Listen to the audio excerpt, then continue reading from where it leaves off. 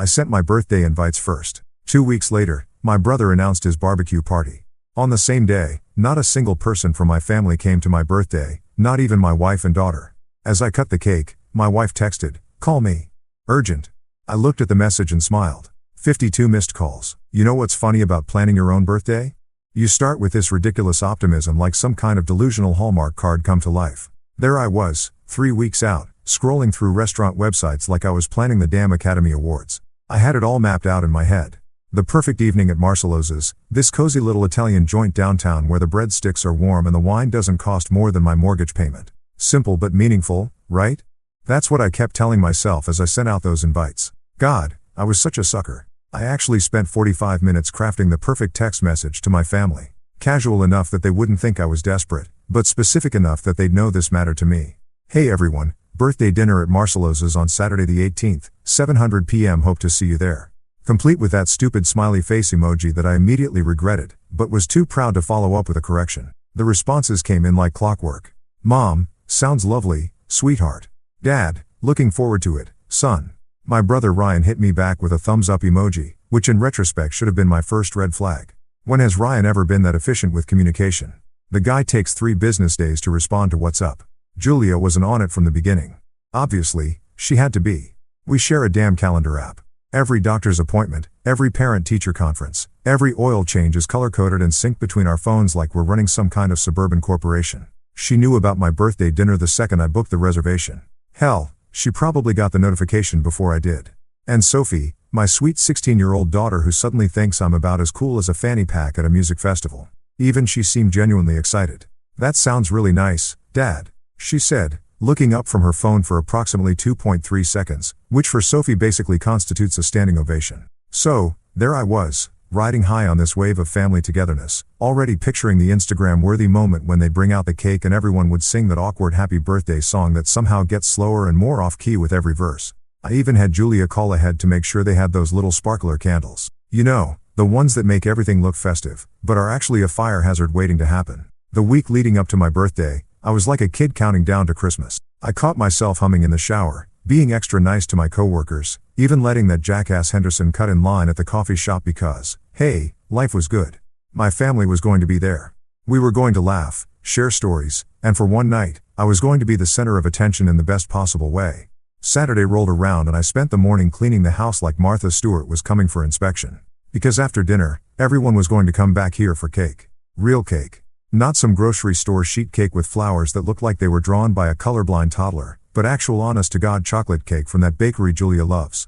The one where a single cupcake costs more than most people's lunch, but whatever. It was my birthday and I was feeling generous. By 6 o'clock, I was dressed in my best button-down, the navy one Julia bought me for Christmas that supposedly makes my eyes pop, and checking my watch every 30 seconds like I was expecting the president to show up. The reservation was at 7 o'clock, which meant we'd all meet there at 7:15 because nobody in my family has ever been on time for anything except their own funerals. And even then, I have my doubts. 7:15 came and went.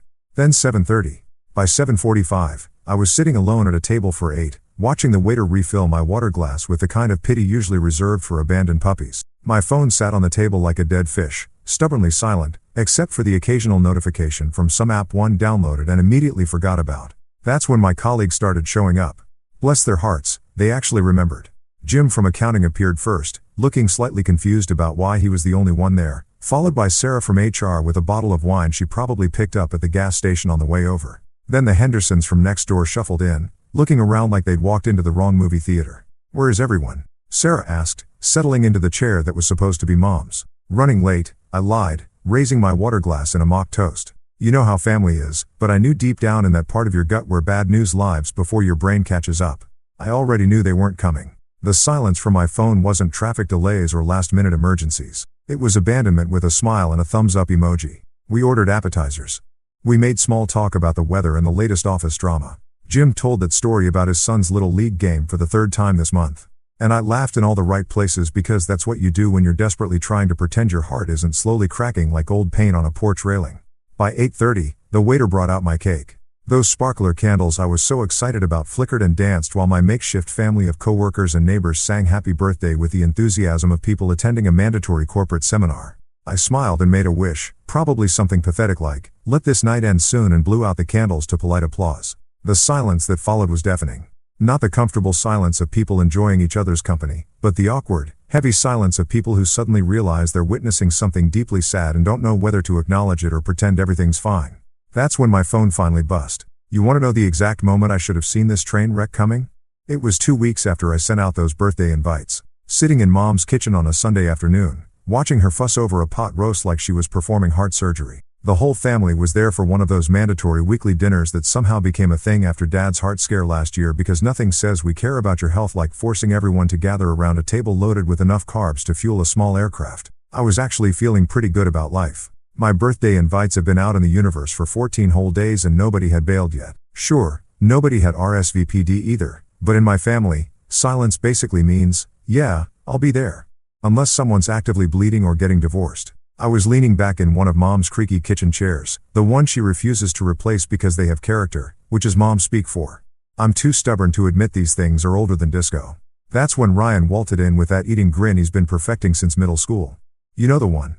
Half smugness, half I'm about to ruin your day and enjoy every second of it. He was carrying a 12-pack of Corona like he was bringing frankincense to the manger. And Mom immediately lit up like he just announced he was running for Pope.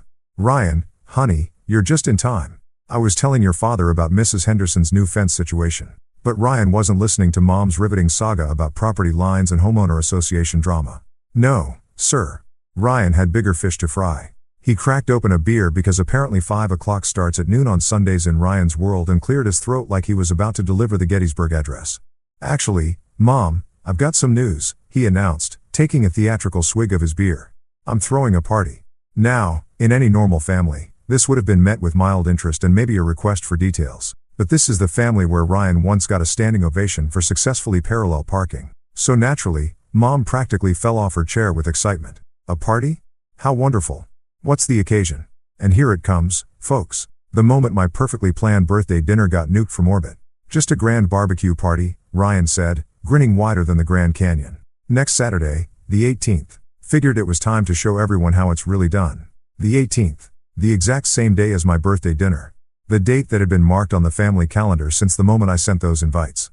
The date that everyone, and I mean everyone, knew was my birthday. I felt my stomach drop somewhere around my ankles. Ryan, I said, trying to keep my voice level. That's my birthday. We're having dinner at Marcello's, remember? Ryan looked at me with the kind of innocent confusion that Oscar winners would kill for. Oh, that's right. Well, it's just a barbecue, man. Lighten up. Lighten up. Lighten up.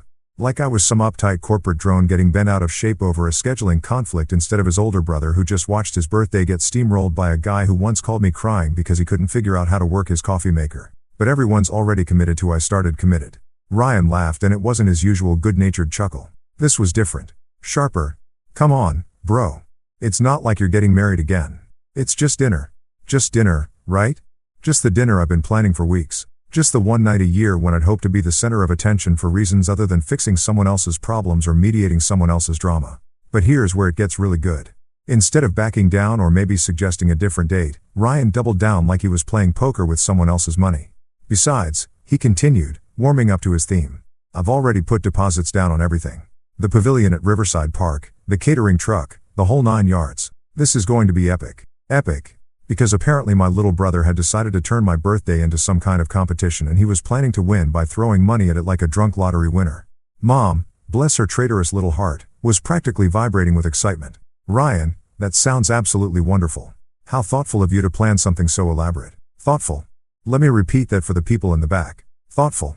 Planning a massive party on your brother's birthday and calling it thoughtful is like setting someone's car on fire and calling it a surprise car wash. I don't know, son. Dad piped up from his recliner where he'd been pretending to watch golf while obviously listening to every word. Your brother's already got something planned. For a brief shining moment, I thought Dad was going to stick up for me. Maybe point out that hijacking someone's birthday is generally considered a dick move in most civilized societies. But then Ryan pulled out the big guns. Dad, think about it. When's the last time we had a real family gathering? Something where everyone could just relax, have a few beers, maybe throw a football around. Remember how much fun we used to have at those summer cookouts when we were kids? And just like that, Dad was putty in his hands. Ryan had triggered the magical remember when response that turns grown men into nostalgic marshmallows. Dad's face went all soft and misty-eyed like he was watching a particularly touching commercial about golden retrievers. Well, Dad said slowly. It would be nice to have everyone together. Everyone together at Ryan's party on my birthday while I sat alone at Marcelo's, explaining to the waiter why I needed to cancel 6 of the 8 seats at my reservation. "Great," Ryan said, clapping his hands together like he'd just solved world hunger. "I'll start making calls. This is going to be the party of the year." Mom was already pulling out her phone, probably to start texting every relative within a 50-mile radius. Should I call Aunt Martha? Oh, and what about the Petersons? They love a good barbecue. And that's when it hit me. This wasn't just Ryan being thoughtless or accidentally stepping on my plans. This was strategic. He'd waited exactly 2 weeks after my invites went out. Long enough for everyone to know about my dinner, but not long enough for anyone to feel locked in. He'd positioned his party as the fun alternative to my just dinner. He'd even chosen a venue that could accommodate the entire extended family, plus half the neighborhood. I was watching a master class in birthday assassination, and my own family was cheering from the sidelines. Julia, who'd been unusually quiet during this whole exchange, finally spoke up. "Well, we'll still come to your dinner," she said to me. But even as the words left her mouth, I could see the wheels turning behind her eyes. She was already calculating the social cost of missing Ryan's epic barbecue to sit through a quiet dinner with my coworkers. "Of course, we will," she added. But it sounded like someone agreeing to attend a mandatory workplace sensitivity training. So, here's how it all went down on the night that was supposed to be my night. Picture this. Me sitting at Marcelo's in that navy button-down that supposedly makes my eyes pop, surrounded by the warm glow of candlelight that I'd specifically requested because I thought it would make for better photos. You know, the kind of photos that show a man celebrating with the people who matter most to him. Instead, I got the kind of lighting that makes you look like you're attending your own wake. The restaurant was perfect. I'll give it that. Marcelo had outdone himself with the ambience. Soft jazz playing just loud enough to fill the conversation gaps.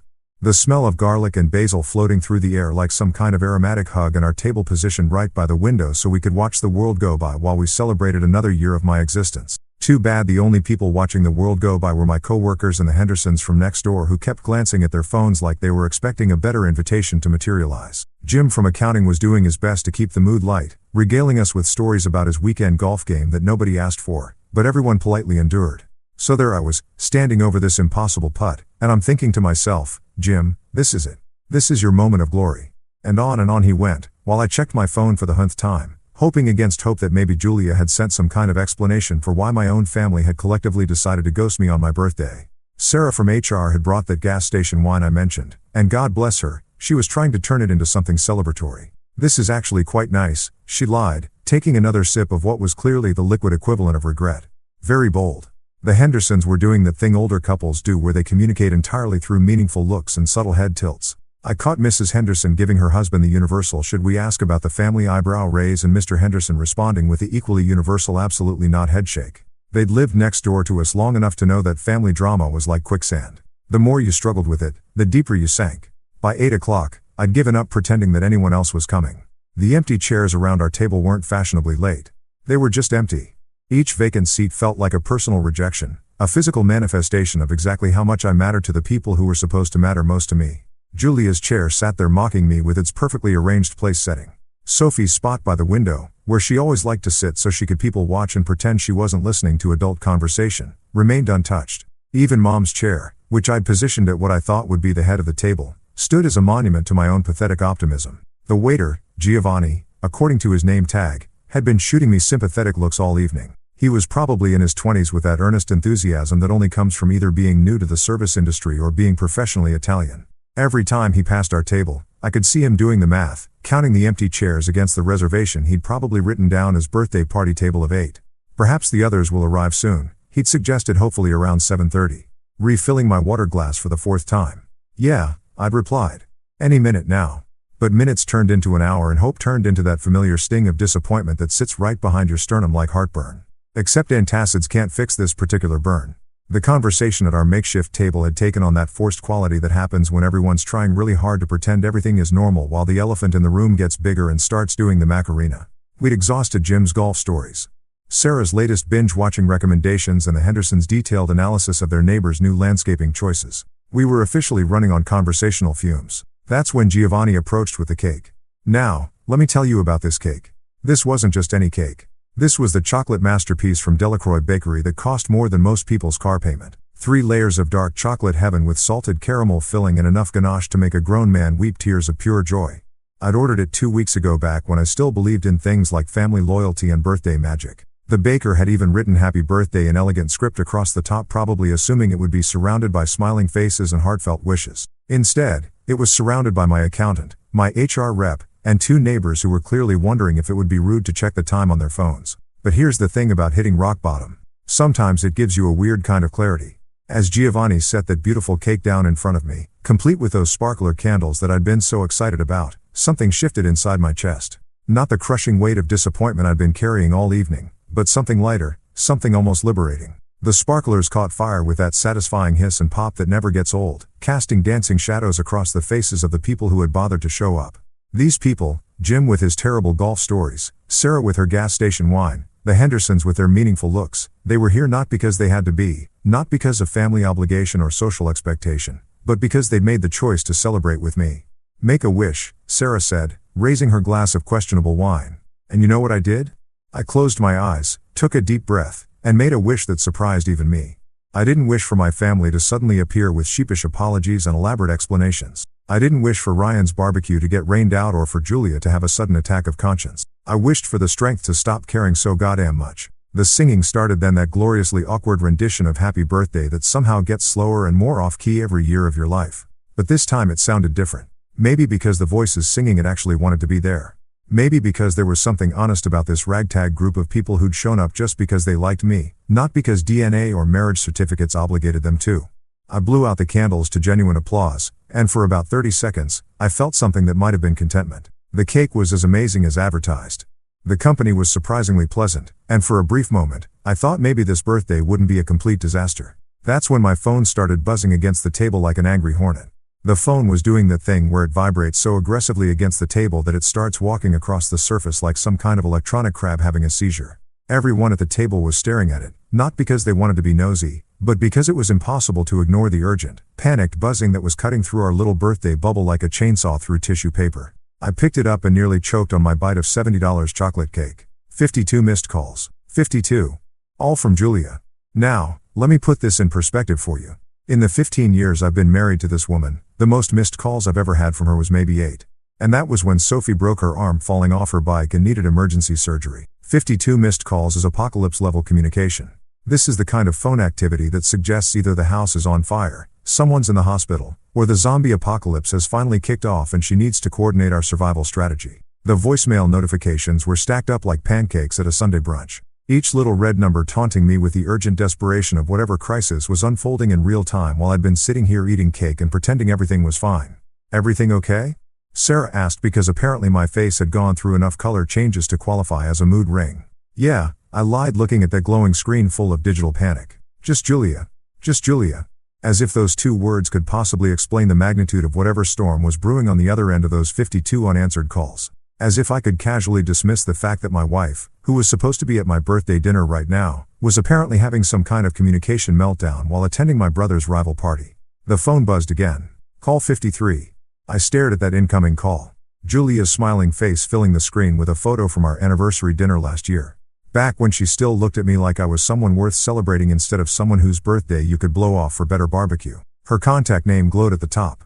Julia Redart with that little heart emoji I'd added back when we were still in the phase of our marriage where we put hearts after each other's names instead of just grimly accepting each other's existence. Everyone was watching me now. Not obviously. They were all pretending to be fascinated by their cake or the flickering candle wax.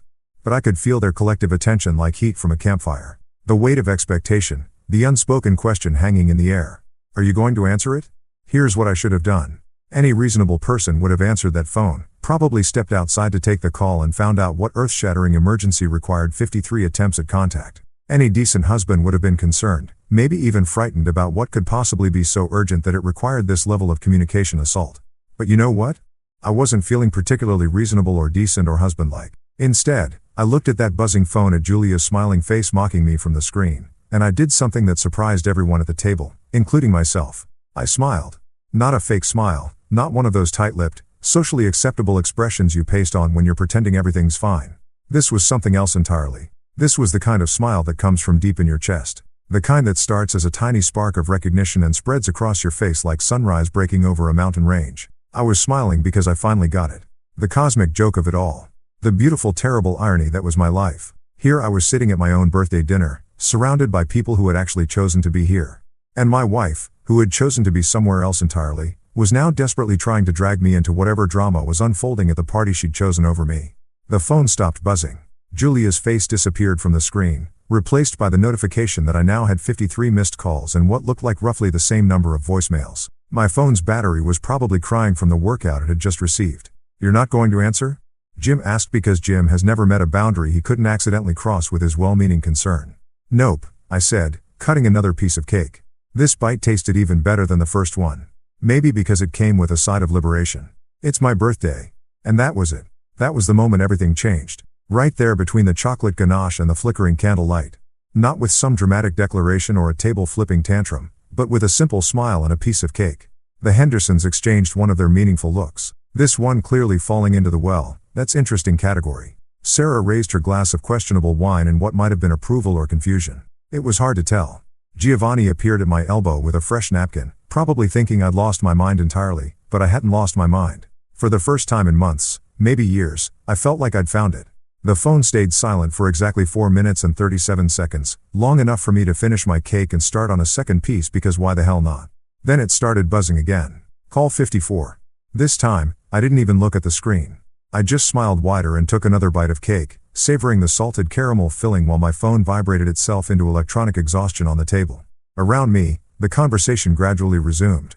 My dinner companions apparently deciding that ignoring ringing phones was a perfectly normal birthday tradition. Call 55. Call 56. Each buzz felt like a tiny victory. Proof that whatever chaos was unfolding at Ryan's grand barbecue spectacular, it wasn't my problem. Not tonight. Tonight, I was exactly where I was supposed to be, eating overpriced cake with people who had shown up because they wanted to, not because they had to. By the time we reached call 60, even Jim had stopped glancing nervously at my phone. Sarah was telling a surprisingly funny story about her cat's ongoing war with a mailman, and the Hendersons were debating whether to order dessert.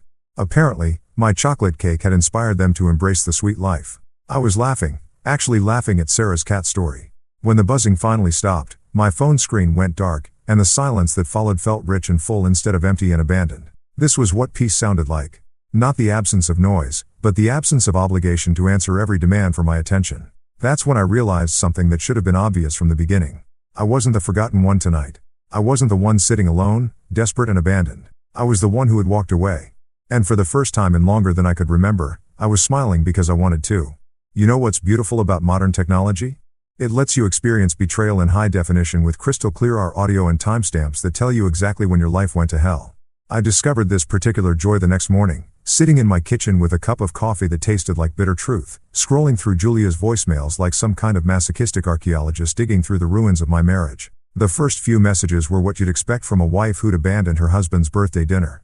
Standard damage control stuff delivered with that fake cheerful tone that women perfect around the same time they learn to walk in heels without falling on their faces. "Hey honey, sorry I missed your call earlier. Ryan's party is going great.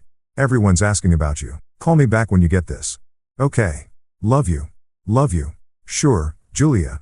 Nothing says I love you like ditching your spouse's birthday for better brisket and potato salad. But that was just the appetizer. The real feast of dysfunction was still coming. Message number 4 was where things started getting interesting.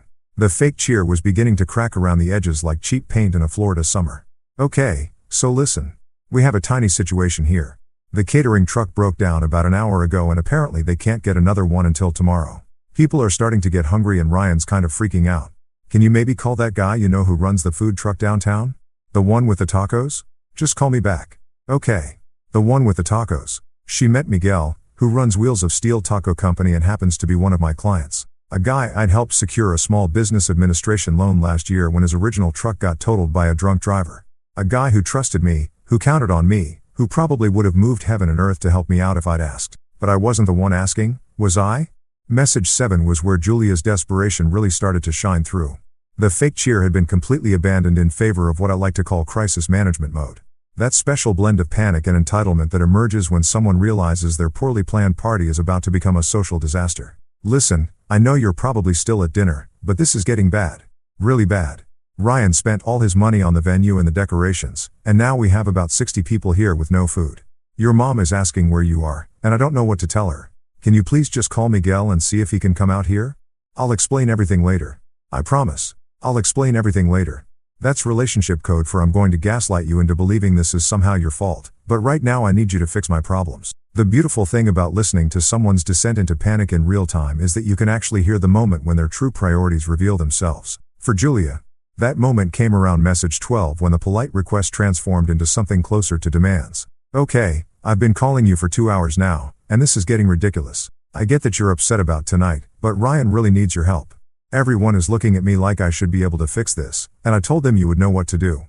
You always know what to do, so please just pick up the goddamn phone and call Miguel. You always know what to do. Translation: you're really useful when we need something fixed, cleaned up, or paid for. The rest of the time, you're basically furniture that occasionally needs feeding. But wait, it gets better. Message 18 was where Julia completely dropped the pretense of this being about family emergency and revealed what this was really about. Social embarrassment. Her voice had that particular quality that happens when someone realizes they're about to become the subject of neighborhood gossip and not the good kind. The Hendersons just left. The Hendersons. They said they had to get home, but I saw them talking to the Johnsons before they went. And now the Johnsons are looking at their phones and making excuses, too. People are starting to leave. And Ryan is just standing there like a deer in headlights. Mom keeps asking why you're not here to help, and I don't know what to say anymore. Please just call me back. Ah, there it is. The truth. Finally. This wasn't about emergency or family crisis. This was about Julia realizing that she'd hitched her wagon to the wrong horse. And now she was watching her social status circle the drain in real time. She'd chosen Ryan's party over my birthday, and now Ryan's party was falling apart like a cheap umbrella in a hurricane. The desperation really ramped up around message 25 when Julia's voice took on that edge that happens when someone's trying not to cry, but also trying not to scream. I don't understand why you're not answering. This isn't like you. You always answer when I call. Always. Something must be wrong with your phone, right? Because you wouldn't just ignore me, not when we need you like this. Ryan's talking about canceling the whole thing. And if he does, everyone's going to know this was a disaster. Everyone's going to know we couldn't even throw a simple barbecue without everything falling apart. We couldn't throw a simple barbecue because apparently, even when I wasn't invited to the planning meeting, I was still somehow responsible for the execution. Even when they'd collectively decided my birthday wasn't worth showing up for, I was still expected to be on standby for damage control. By message 30, Julia had moved past desperation and straight into that territory where panic meets rage and produces something truly spectacular. You know what? Fine, don't answer. But when your daughter asks why her father couldn't be bothered to help save her uncle's party, I'll tell her the truth. I'll tell her that you were too petty and childish to put aside your hurt feelings for one night. I'll tell her that when your family needed you, you decided to punish everyone by disappearing. My daughter, she was bringing Sophie into this now, weaponizing my relationship with my kid to guilt me into cleaning up their mess because nothing says family values like using your teenager as emotional blackmail. But the real masterpiece came in message 47 where Julia's voice cracked just enough to let me know she was either crying or doing a damn good impression of it. I don't know what else to say. I don't know how to fix this. Everyone keeps looking at me like I should have answers. Like I should know where you are and why you're not helping. Your brother is about to have a complete meltdown. Your parents are asking if something happened to you. And I'm standing here feeling like the worst wife in the world because I can't even get my own husband to answer his phone. The worst wife in the world. Finally, something we could agree on. After listening to Julia's 47-message symphony of desperation, I did what any reasonable person would do. I poured myself 3 fingers of bourbon, sat my ass down in my favorite chair, the one Julia always complains makes the living room look uncoordinated, but is comfortable enough to die in, and took a long, hard look at the pattern that had been playing out right under my nose for years. See, here's the thing about being the reliable one in the family. You become invisible in the most spectacular way possible. You're simultaneously the most important person in the room and the least interesting. You're the guy everyone calls when the hits the fan, but nobody thinks to invite when they're planning something fun. You're basically a human Swiss Army knife. Incredibly useful, completely taken for granted and stored in a junk drawer until needed. Ryan, on the other hand, has been the golden boy since he learned to walk. And I mean literally since he learned to walk. The kid took his first steps at 9 months old. And you would have thought he just cured cancer based on the way mom and dad carried on. Me. I've been walking for 2 years at that point. But apparently that wasn't newsworthy anymore. First kids break ground. Second kids just follow the path that's already been paved. That pattern has been playing out ever since. When Ryan graduated high school by the skin of his teeth, and I mean barely. The kid had to take summer school just to get his diploma. Mom threw him a party that would have made a lottery winner jealous. When I graduated valedictorian 3 years earlier, we went to Applebee's. Applebee's because apparently academic excellence deserves the same celebration as a Tuesday night dinner special. College was more of the same. Ryan dropped out after 2 semesters, claiming he needed to find himself, which apparently required a 6-month backpacking trip through Europe that Dad happily funded. When he came back with nothing but a questionable tattoo and an even more questionable accent, Everyone acted like he'd returned from some noble vision quest instead of what it actually was, an expensive quarter-life crisis funded by parental enablement.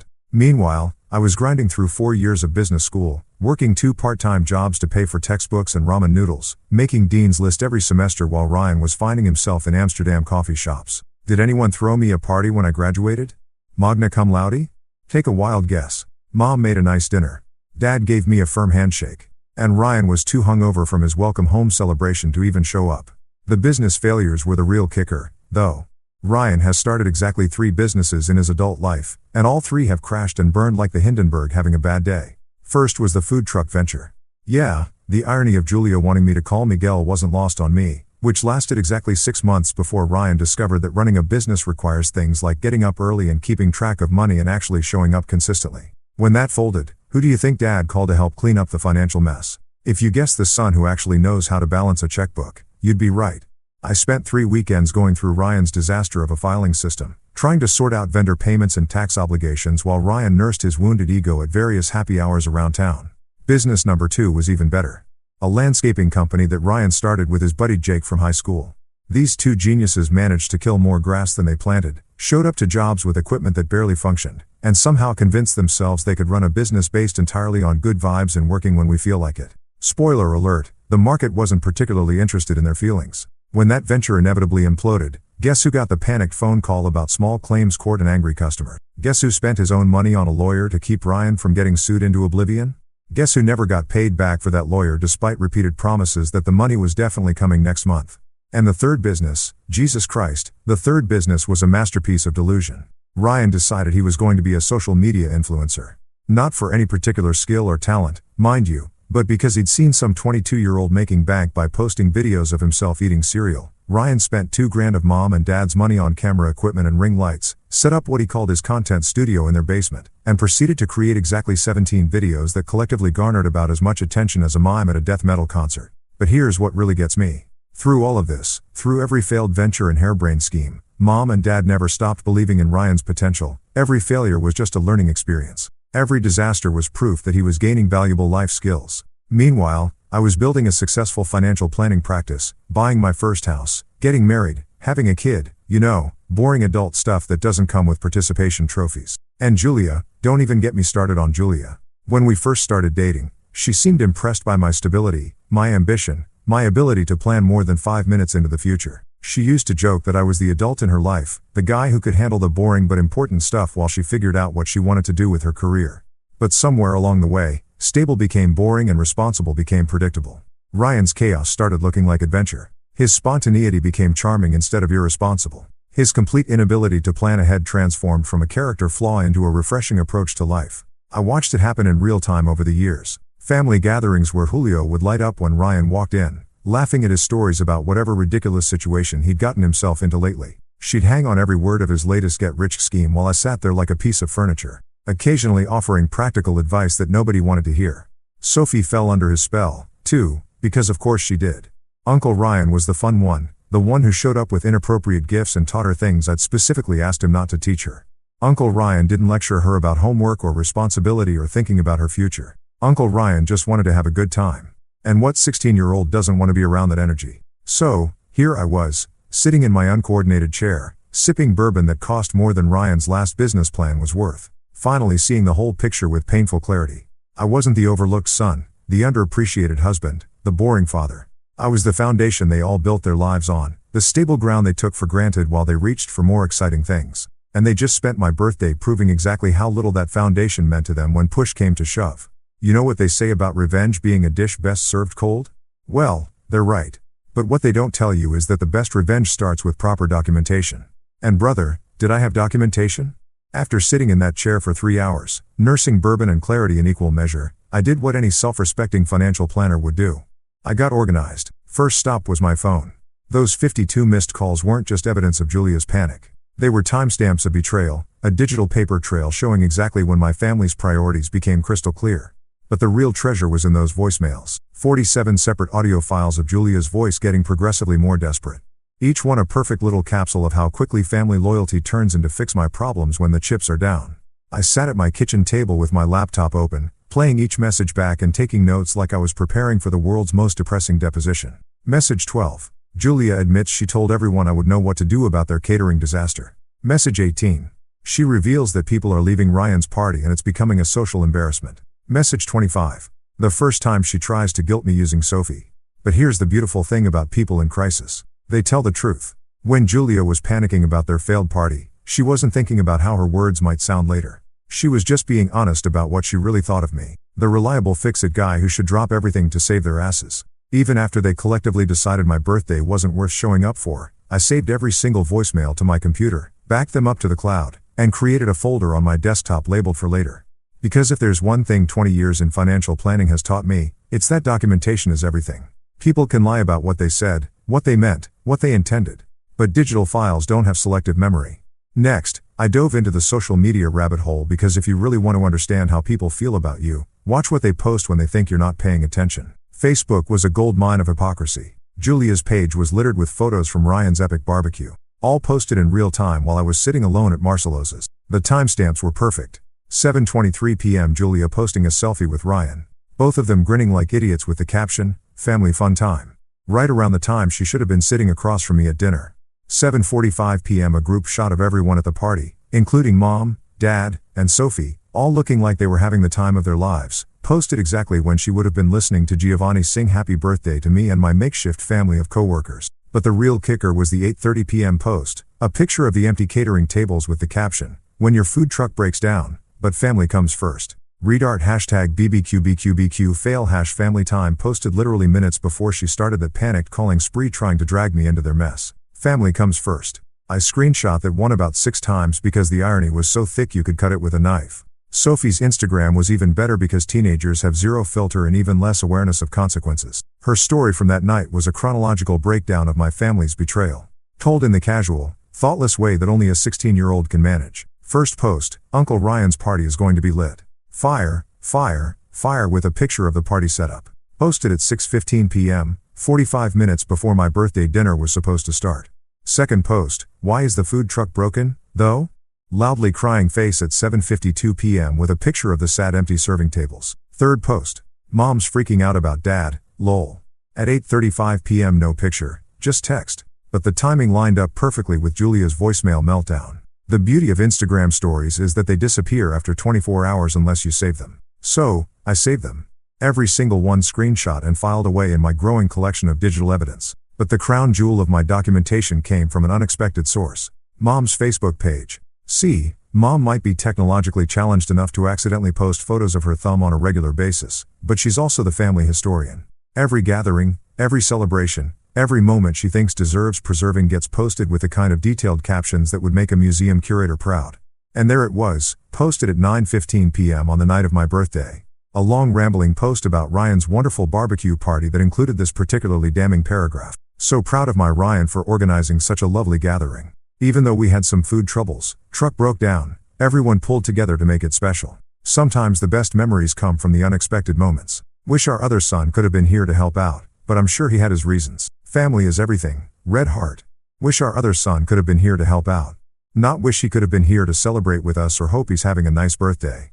No, she wished I could have been there to help out to fix their problems to be useful. And the kicker, I'm sure he had his reasons. Like choosing to attend my own birthday dinner was some kind of petty rebellion instead of, the normal thing a person does on their birthday. I screenshot that post, too, along with all 37 comments from relatives and family friends expressing sympathy for Ryan's tough night and praising his positive attitude in the face of adversity. Not one single comment asking where I was or wishing me happy birthday. Not one person in my extended family even mentioning that it was my birthday. But wait, it gets better. Because Dad, bless his oblivious heart, had left his own comment on Mom's post. Ryan handled it like a champ. Proud of both my boys, even if one couldn't make it tonight. Maybe next time he'll prioritize family over whatever else he had going on. Maybe next time he'll prioritize family. I was prioritizing family. My actual birthday, the one they'd all known about for months. But apparently my birthday wasn't family enough compared to Ryan's impromptu barbecue disaster. I saved that one, too. Right next to the voicemails and Instagram stories and Facebook photos. Every piece of evidence carefully filed away, time-stamped, and cross-referenced like I was building a legal case. Because maybe I was. The final piece of my documentation came from an unexpected source. My credit card statements. See, I'd paid for that birthday dinner at Marcelosa's, obviously, but I'd also picked up the tab for my colleagues and the Hendersons. 47 people had been invited to celebrate with me that night, but only 5 had shown up. And I'd ended up buying dinner for everyone because that's what you do when you're the responsible one. $347 for a birthday dinner that my own family couldn't be bothered to attend. I printed out that receipt and added it to my folder, not because I expected anyone to reimburse me, but because it was tangible proof of exactly how much my birthday had been worth to them. I sat back and looked at my laptop screen at the folder labeled for later that now contained months of screenshots, hours of audio recordings, printed receipts, and social media posts that painted a crystal clear picture of exactly how my family really felt about me. I didn't know exactly how I was going to use this evidence yet, but I knew one thing for certain. When the time came, I'd be ready. Here's the thing about living with people who've fundamentally written you off. They get really comfortable with their disrespect. It's like they've collectively decided that you're too nice, too stable, too goddamn reliable to ever call them on their so. They just keep piling it on until you're basically a human doormat with a mortgage and a 401k. The weeks after my birthday were a masterclass in gaslighting, disguised as normal family life. Julia slipped back into our routine like nothing had happened. Making coffee in the mornings and asking about my day like she hadn't spent my birthday frantically trying to drag me into cleaning up someone else's mess. She'd kiss my cheek when she left for work, text me about picking up groceries on the way home, and curl up next to me in bed at night like we were still the same couple we'd been before she'd chosen barbecue over birthday cake. The really impressive part was how she managed to never actually acknowledge what had happened. Not once did she apologize for missing my dinner. Not once did she explain why Ryan's last-minute party had suddenly become more important than the celebration we'd been planning for weeks. She just acted like it hadn't happened. Like my birthday was some minor scheduling conflict that we'd all move past instead of a fundamental betrayal that had shown me exactly where I ranked in her list of priorities. Sophie was even more impressive in her ability to pretend everything was normal. She'd bounce into the kitchen in the mornings, grab her usual breakfast of whatever sugary cereal was currently fashionable, and chat about school drama or friend gossip like she hadn't spent my birthday posting Instagram stories about how much fun Uncle Ryan's party was. The girl could look me straight in the eye and ask me to drive her to the mall. Apparently, seeing no irony in asking favors from the father, she ditched for better entertainment. But the Royale artists were my parents. Mom called me 3 days after my birthday. Not to apologize, mind you, but to tell me all about Ryan's wonderful party and how sorry she was that the food situation had been such a disaster. She spent 20 minutes detailing every moment of Ryan's barbecue catastrophe, like she was giving me a play-by-play of the Super Bowl, apparently oblivious to the fact that she was describing the event she'd chosen over her own son's birthday celebration. "Your brother handled it so well," she gushed, her voice full of that maternal pride that I hadn't heard directed at me since. Well, I couldn't remember when. Even when everything went wrong, he kept everyone's spirits up. You would have been proud of him. You would have been proud of him, not "we missed you." Or, "we're sorry we couldn't make your dinner." No, she wanted me to be proud of Ryan for gracefully handling the disaster that had ruined the party they'd all chosen over me. Dad was even more direct in his revisionist history when I saw him the following weekend because apparently I was still expected to show up for family obligations despite being persona non grata when it came to actual celebrations. He clapped me on the shoulder and said, "Sorry we missed your dinner, son, but you understand how it is when family needs you. Family needs you." Like Ryan's poorly planned barbecue was somehow more family than his older brother's birthday. Like showing up for me would have been nice but optional. While rescuing Ryan from his own incompetence was a sacred duty that superseded all other obligations. The beautiful thing was how seamlessly they'd all coordinated this narrative without apparently discussing it. Ryan was the victim of unfortunate circumstances who'd handled adversity with grace. They were the loyal family members who'd rallied around him in his time of need. And I was what? The understanding brother who'd naturally stepped aside so they could focus on the real crisis. But here's what they didn't count on. I was done being understanding. I started small because the best revenge is always subtle revenge. When Julia asked me to pick up dry cleaning, I forgot. When Sophie needed a ride to her friend's house, I was suddenly too busy with work. When Mom called asking if I could help Dad fix his computer, I developed a mysterious inability to find time in my schedule. "You've been so distant lately," Julia said one night, sitting on the edge of our bed while I read a book that was infinitely more interesting than whatever conversation she wanted to have. "Is everything okay?" "Everything's fine," I said, not looking up from my pages. "Just busy with work." Work became my excuse for everything. Work was why I couldn't attend Ryan's next gathering. Work was why I missed Dad's birthday dinner. Oh, the irony was delicious. Work was why I was suddenly unavailable for all those little favors and fixes that had somehow become my full-time unpaid job. The thing is, work actually was keeping me busy, but not in the way they thought. I'd started taking on bigger clients, more complex cases, building relationships with people who actually valued what I brought to the table.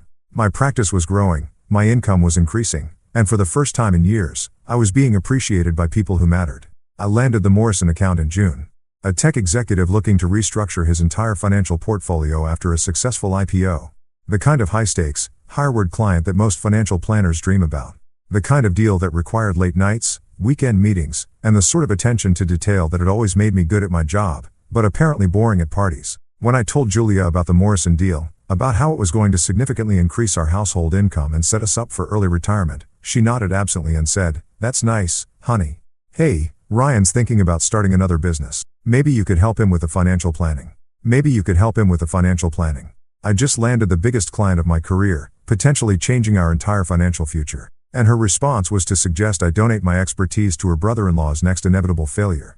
That's when I realized something that should have been obvious years earlier. They didn't see me as successful. They saw me as useful. My achievements weren't accomplishments to be celebrated. They were resources to be shared with people who mattered more. The Morrison account led to the Pritchard account, which led to the whole Westfield development portfolio. By August, I was handling more money than I'd ever imagined. Working with people who treated me like the expert I'd always been, but had never been acknowledged as. My calendar was packed with meetings, consultations, and strategy sessions with clients who hung on my every word because they understood that my advice could make or break their financial futures. And my family, they barely noticed. Julia complained that I was working too much. Sophie rolled her eyes when I couldn't drive her somewhere because I had a client call. Mom asked when I was going to take a break from all that business stuff and spend some quality time with the family. Quality time with the family. The same family that had collectively decided my birthday wasn't worth attending.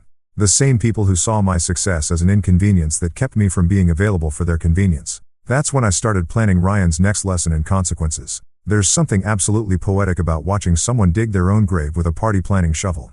Ryan's family barbecue 2 inches announcement came in early July, delivered with all the fanfare of someone who'd learned absolutely nothing from his previous disaster. This time he was going big, and I mean Vegas wedding chapel Elvis impersonator big. The family group text lit up like Times Square on New Year's Eve when Ryan shared his grand vision. Lake Harmony Lodge, one of those rustic, chic venues that cost more per day than most people's monthly mortgage payments. Professional catering, a live band, activities for the kids, and enough alcohol to float a small yacht. The biggest family party of the year, he proclaimed, complete with enough exclamation points to power a small city. "This is going to be amazing," Julia texted back because apparently caps lock is the appropriate response to financial irresponsibility disguised as family bonding. "Can't wait," Sophie chimed in, probably already planning her Instagram story strategy. "So proud of my boy for bringing the family together," Mom added. Because watching your adult son throw money he doesn't have at a party he can't afford is apparently grounds for maternal pride in the Johnson family handbook. I sat in my office looking at this digital circle jerk of enthusiasm on my phone screen and felt something that was part amusement, part anticipation, and part the cold satisfaction that comes from watching your enemies line up their own dominoes for you to knock down. Because here's what they didn't know. I'd been busy. Really busy. While they were all pretending my birthday betrayal had never happened, I'd been building something beautiful. A network of contacts, clients, and professional relationships that extended far beyond my little corner of the financial planning world. Miguel from Wheels of Steel Taco Company. Yeah, we'd stayed in touch. Turns out helping a guy save his business creates the kind of loyalty that money can't buy. And Miguel had friends, other food truck operators, catering companies, event planners, people who talk to each other, who share information, who remember favors. The Morrison account had connected me with tech executives who knew marketing directors who worked with social media managers who understood exactly how information flows in the digital age. The Pritchard deal had introduced me to lawyers who knew journalists who understood the art of strategic communication, and the Westfield development portfolio well that had given me access to the kind of people who could make or break someone's reputation with a few well-placed phone calls. Ryan had scheduled his epic family gathering for Saturday, August 15th, a full year and 3 weeks after he'd hijacked my birthday. The irony wasn't lost on me.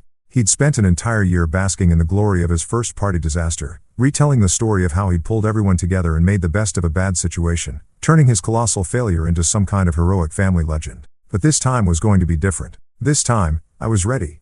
I started my campaign on Monday morning, exactly 5 days before Ryan's big event.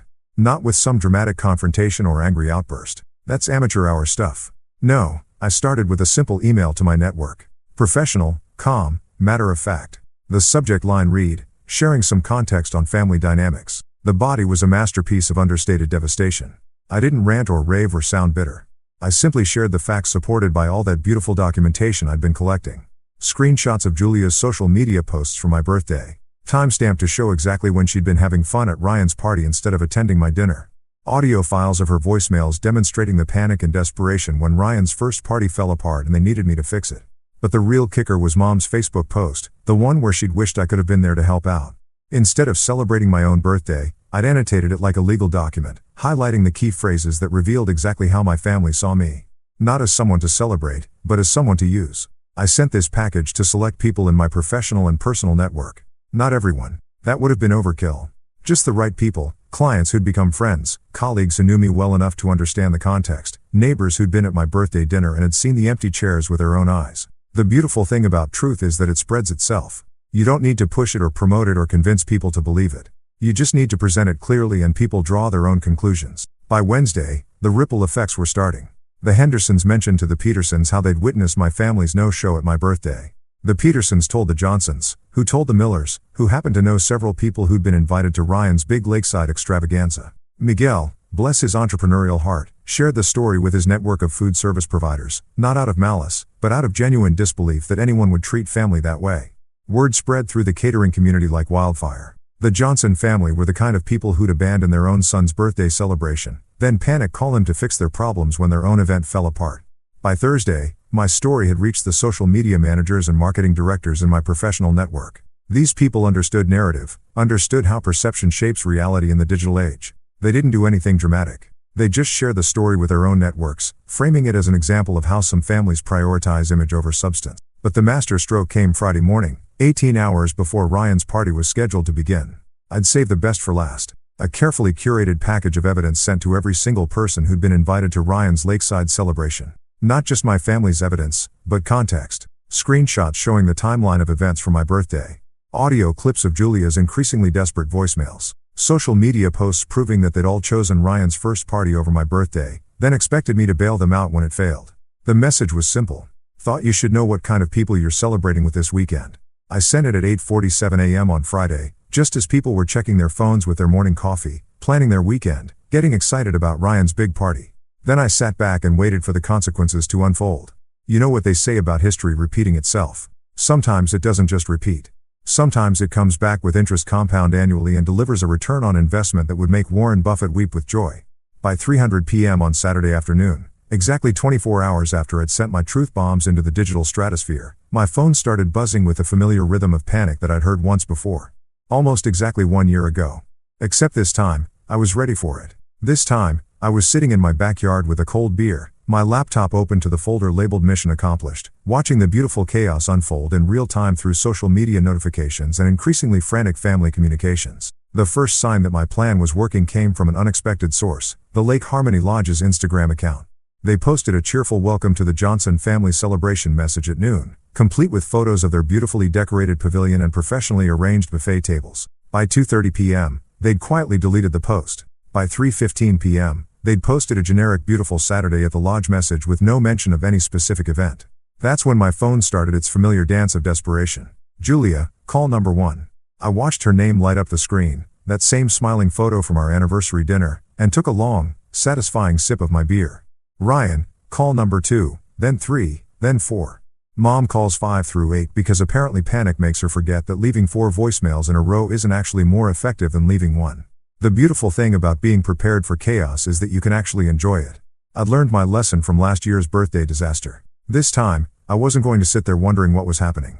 This time, I had front row seats to the whole spectacular collapse, courtesy of the digital age and my carefully cultivated network of information sources. Miguel texted me at 3:22 p.m., "Dude, what the hell happened to your brother's party? Just got a call canceling the backup catering I wasn't even officially hired for. Something about changed circumstances."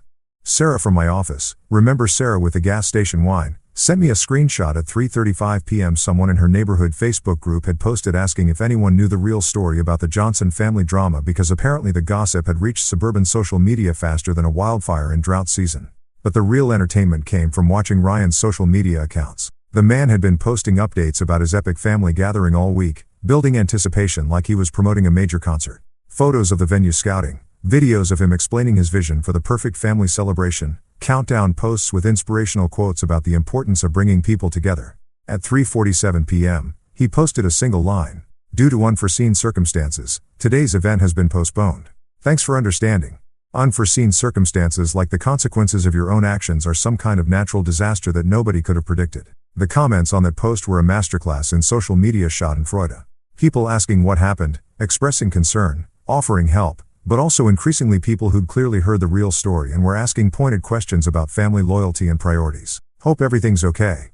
Though I heard there was some drama about birthdays, posted someone named Jennifer, who I didn't recognize, but who apparently had excellent sources, unforeseen or just consequences. Posted Dave Patterson, one of my clients who'd obviously received my Friday morning information package, and decided he had some thoughts to share.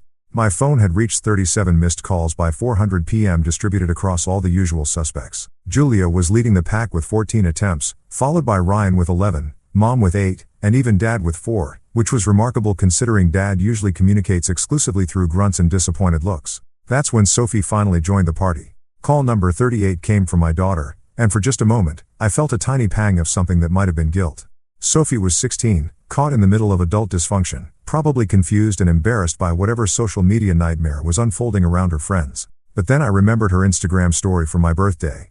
Uncle Ryan's party is going to be lit. Fire, fire, fire posted while I was sitting alone at Marcelosa's waiting for family that never showed.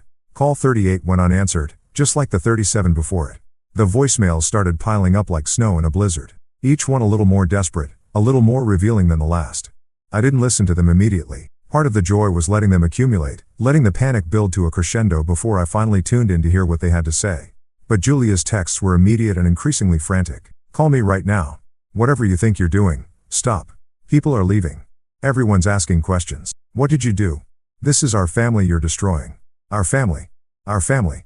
The same family that had collectively decided my birthday wasn't worth showing up for, but now suddenly belonged to both of us when it was falling apart. By 5 p.m., my phone showed 51 missed calls, and I decided it was time for the grand finale. I poured myself another beer, opened my laptop, and started listening to the voicemails in chronological order, like a connoisseur sampling a fine wine that had been aging to perfection.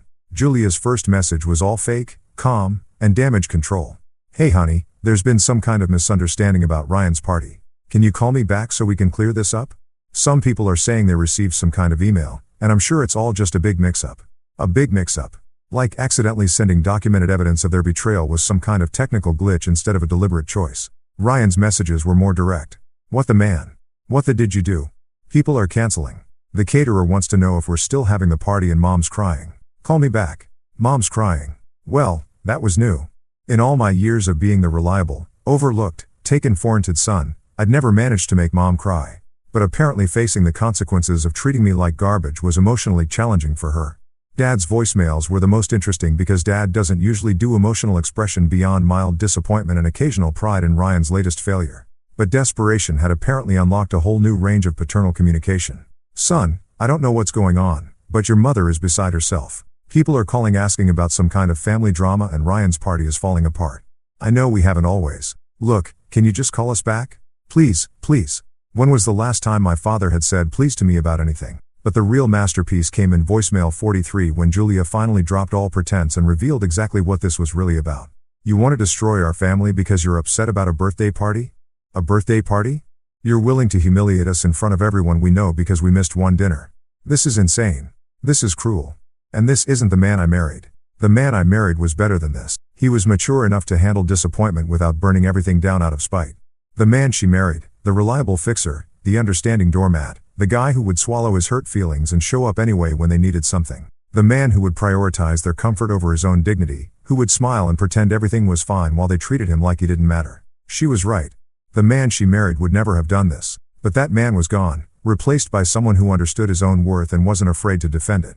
I finished my second beer, closed my laptop, and walked into my kitchen to cut myself a piece of leftover birthday cake. Yes, I still had some in the freezer from last year because apparently I'm sentimental about my own disasters. As I sat at my kitchen table eating cake that was exactly 1 year old, my phone buzzed one more time. Call number 52, Julia again. I looked at that familiar photo, that smiling face that had once represented love and partnership and shared dreams, and I felt nothing. Not anger, not sadness, not even satisfaction, just a kind of peaceful emptiness like the quiet after a storm has passed and washed everything clean. I turned off the phone and set it aside. Outside my window, the sun was setting on what should have been Ryan's epic family gathering. The party that was supposed to prove he could bring everyone together. The celebration that had cost him thousands of dollars and months of planning. Instead, it was just another Saturday evening, quiet and mine. For the first time in my adult life, I wasn't the forgotten one, the overlooked son, the reliable husband who could be counted on to fix everyone else's problems while his own needs went unmet. I wasn't the foundation everyone else built their lives on while taking me completely for granted. I was the man who had walked away, the man who had chosen his own dignity over their convenience, the man who had smiled while they choked on the consequences of their own choices. And that smile, it wasn't for them anymore. It was mine.